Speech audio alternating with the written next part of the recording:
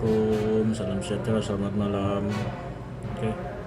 Uh, Hari ini berkongsi ada satu tajuk utama yang kira banyak juga diperbualkan di dalam media sosial, di Facebook, di WhatsApp group, mengenai isu yang memang sangat-sangat bagi pendapat aku lah, pendapat peribadi, tidak sepatutnya berlaku sebab institusi ini yang bertanggungjawab, diberi tanggungjawab untuk mengatasi masalah pandemik COVID-19 pada yang sudah masuk hampir 1 tahun lebih sudah. Jadi kita akan cerita apakah isu dan kes dia yang hangat pada hari ini 14 hari bulan Julai 2021. Bila aku baca artikel ni aku rasa macam biar betul. Adakah benda ni terjadi? Atau adakah pihak-pihak ini kebal, tidak payah mengikuti SOP yang telah disediakan oleh kerajaan kita pada hari ini. Jadi topik yang aku mau kongsi pada hari ini adalah mengenai tentang pengarah kesihatan Sabah yang baru, yang tidak kuarantin 14 hari selepas pulang dari KL, daripada Kuala Lumpur. Sedangkan kita tahu pada hari ini yang memang kes yang tinggi, mengikut statistik pada hari ini Selangor, Kuala Lumpur, Negeri Sembilan, dan ada beberapa negeri lagi. Tapi yang antara tiga-tiga negeri yang tinggi, dan pengarah kesihatan Sabah yang baru ni, dia baru pulang daripada Kuala Lumpur dan diberitakan di dalam ini Sababah, satu artikel yang saya dapat di dalam berita terkini daripada ini Sababah.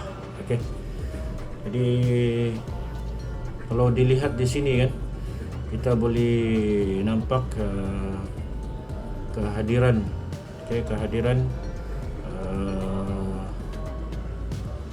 Dr. Ross, yang baru saja mendarat di lapangan terbang antarabangsa Kota Kinabalu KKIA 2 hari yang lalu, iaitu pada 12 hari bulan. Jadi di sini kamu boleh lihat, dia baru sampai, dan tiba-tiba hari ini kita dapat tahu yang pengarah kesihatan Sabah yang baru ni pula tidak diviralkan, tidak kuarantin selama 14 hari. Sedangkan sesiapa yang mengikut kita punya SOP, contohnya di Sabah ni, dia siapa yang hadir daripada kawasan-kawasan yang hangat ataupun yang baru sampai di Sabah ni perlu mengikuti SOP dan dikuarantin selama 14 hari. Dan sama ada ini benar atau tidak, aku belum lagi nampak komen daripada Kementerian Kesihatan. Mungkin ada tapi aku tak nampak lagi. Jadi ini sekadar berkongsi dan juga untuk pengetahuan kita bersama.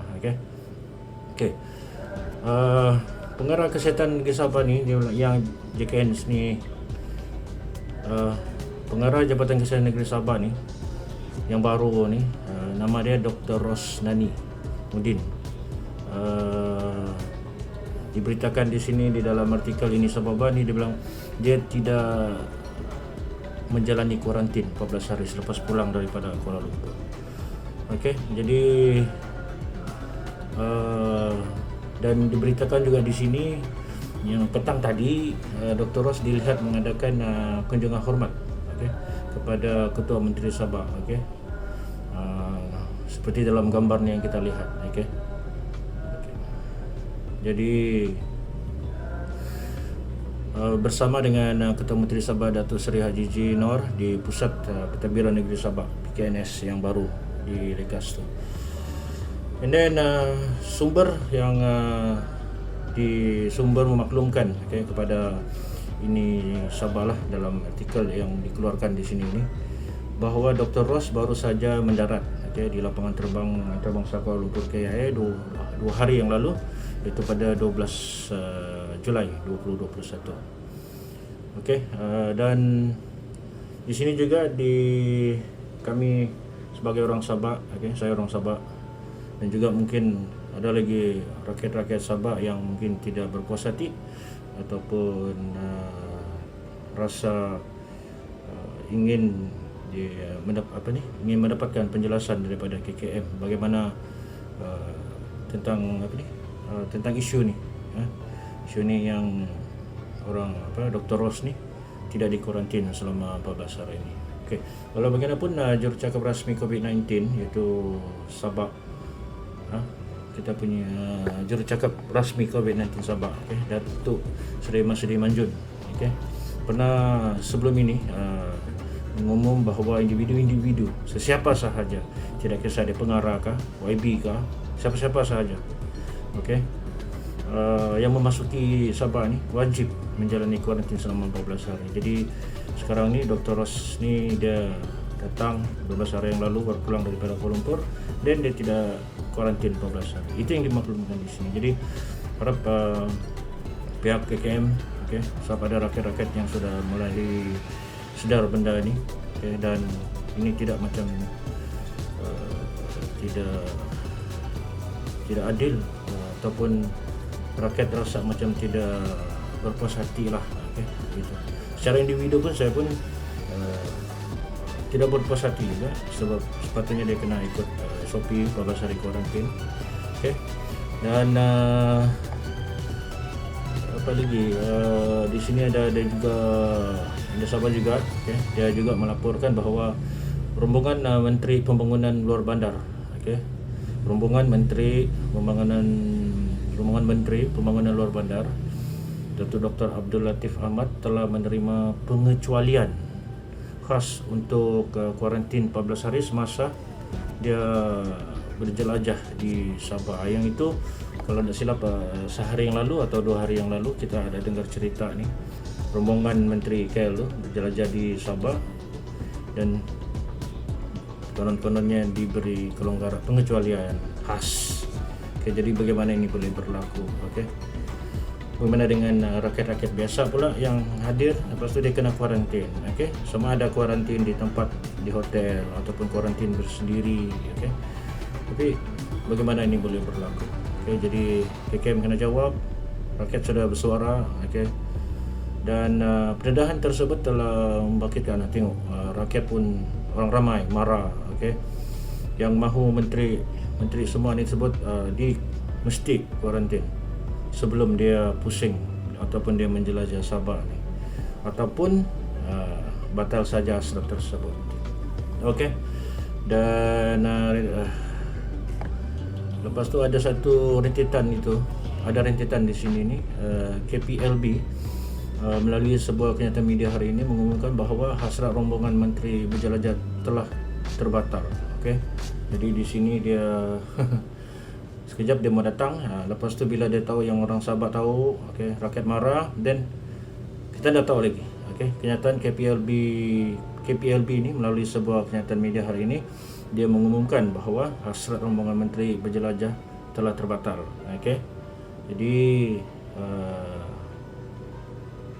Jadi cerita dia sudah, dorang sedarlah, kau menteri pun, tapi kau rakyat juga, kau macam kami juga, macam rakyat biasa juga, tiada yang istimewa dia. Kau mungkin jadi MP lepas tu jadi adun ke apakah, tapi kau tidak boleh dikecualikan daripada tidak mengikuti SOP. Siapa-siapa pun dia kena ikut.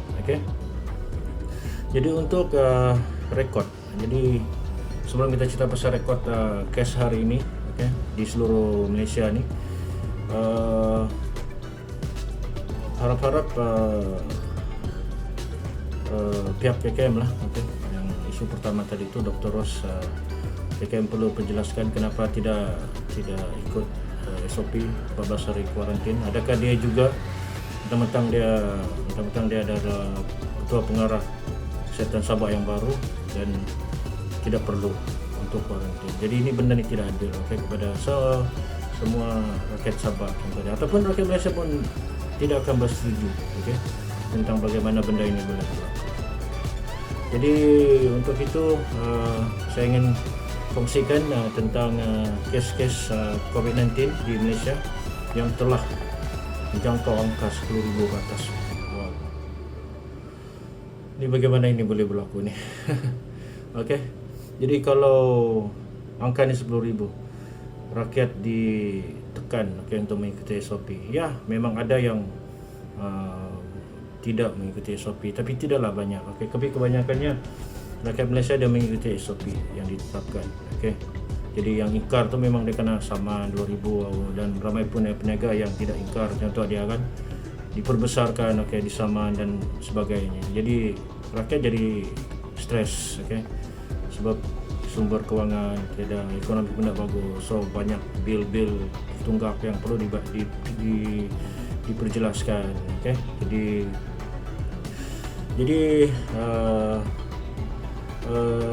mengenai tentang 10,000, melebihi 10,000 kes pada hari ini, 14 hari bulan, angka 10,000 ke atas, di mana secara konsistennya sudah lebih 50% berpunca daripada Lembah Kelang, merangkumi Selangor, Kuala Lumpur dan juga Putrajaya. Jadi kalau kita lihat di sini, ini ada yang dikeluar daripada KKM ataupun KKM terkini pada hari ini kes baru mengikut negeri. Kita bermula pada hari ini 14 hari bulan 7. Kita bermula daripada kita ke Kedah hari ini 504. Hari Perlis 3, dan Pulau Pinang ada 210, Perak 164, Selangor 5,051 positif hari ini Kuala Lumpur 1,749, Putrajaya 40, Melaka 526, Johor 396. Dan kita beralih ke Kelantan 236, Terengganu 189, Negeri Sembilan 1,537, dan Pahang 400. Kalau dilihat daripada statistik ni yang dikeluarkan ni pada hari ini, rata-rata yang paling tinggi di sebelah Semenanjung adalah hanya Selangor 5,051, Kuala Lumpur 1,749, dan Negeri Sembilan 1,537. So ini benda sangat tinggi. Dan kita beralih ke Borneo pula, di Sabah dan juga Sarawak dan juga Labuan. Labuan 38, and then Sarawak 289 positif COVID-19 pada hari ini yang direkodkan pada hari ini. Dan Sabah ada sedikit meningkat. So berhati-hati Sabah. So ini mungkin mengenai kluster-kluster baru, dan aku ada juga dengar tentang kluster-kluster yang baru. Nanti aku cuba dapatkan info dia dan aku akan kongsikan bersama semua rakan-rakan, kawan-kawan semua. Sabah 286. Jadi jumlah kes baru pada hari ini berjumlah 11,618. Jadi jumlah keseluruhan kes sehingga hari ini daripada 18 hari bulan Mac 2020. Jumlah keseluruhan kes daripada bermulanya kes kita ni COVID-19 ni, bila kita pada 18 Mac lebih kurang 18 Mac 2020, lebih berjumlah 867,567 kes keseluruhan. Kita dalam, kalau berlanjutan lagi benda ni silap-silap hujung tahun kita mungkin sampai 1 juta. Jadi benda ni serius. Rakyat pun sudah mula stres, dan ramai yang sudah kehilangan pekerjaan. Begitu banyak. dan ada yang kita dengar cerita yang bunuh diri, stres, tentang serah hidup. Okey. Jadi benda ni perlu kerajaan perlu lebih tegas dan sambil membantu rakyat dan juga membuat satu